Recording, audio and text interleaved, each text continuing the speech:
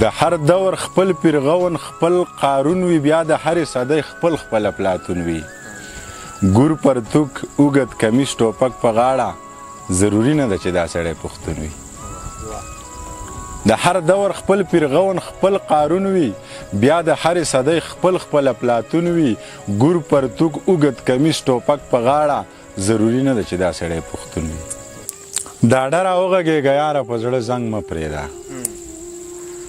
ډاډه راوغږېږه یاره په زړه زنګ مه پرېږده زه سترګې نه بدلوم خو ته دې دا خپل رنګ مه پرېږده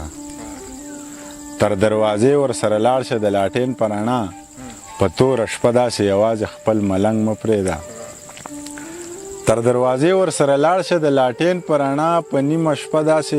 په توره شپه داسې یوازې خپل ملنګ مه پرېږده مینه دې منمه جانانه خو ستومانه به شې په یو شاړ کټه ونډیري پسې پالنګ مه پرېږده مینه دې منمه جانانه خو ستومانه به شې په یو شاړ کټه ونډیري پسې پالنګ مه پرېږده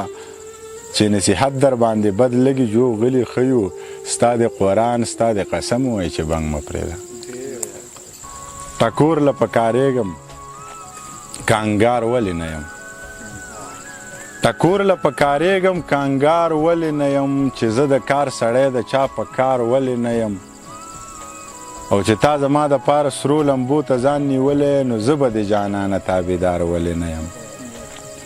چې تا زما دپاره سرو لمبو ته ځان نیولی نو زه به د جانانه تابعدار ولې نه یم تا غږ وکړو زه راغلم حاضر یم صاحبه ته حکم کوه جي جناب وزګار ولې نه یم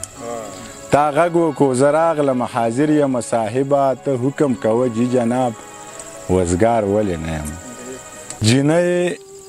کافره ګنهګاره شوه قرآن یې وکړو او اظهار یې وکړو خو ټول کلي ته اعلان یې وکړو جینۍ کافره ګنهګاره شوه قرآن یې وکړو اظهار یې وکړو خو ټول کلي ته اعلان یې وکړو تا چې د مینه بدل مینه راکړه ګوره که نه پروردګار باچا خوشحاله شو باران یې وکړو تا چې د مینې بدل مینه راکړه ګوره که نه پروردګار باچا خوشحاله شو باران یې وکړو شاید تر اوسه دا دنیا وې په تیاره کې پرته حبشي بلال د جنتي شي چې اذان یې وکړو شاید تر اوسه دا دنیا وې په تیاره کې پرته حبشي بلال د جنتي شي چې اذان یې وکړو چا جام په لاس د میخانې سره تصویر ویستی دی چا جام په لاس د میخانې سره تصویر ویستی دی چا په احرام کې د کعبې سره تصویر ویستی دی ګنهګار دواړه دي خو دغه سړی ډېر ګنهګار چا چې د پاک نبي روضې سره تصویر ویستی دی خوا کې یې لیک دي چې دا تا سره خوند نه کوي چا یو پښتون له د بستې سره تصویر ویستی دی خوا کې یې لیک دي چې دا تا سره خوند نه کوي چا یو پښتون له د بستې سره تصویر ویستی دی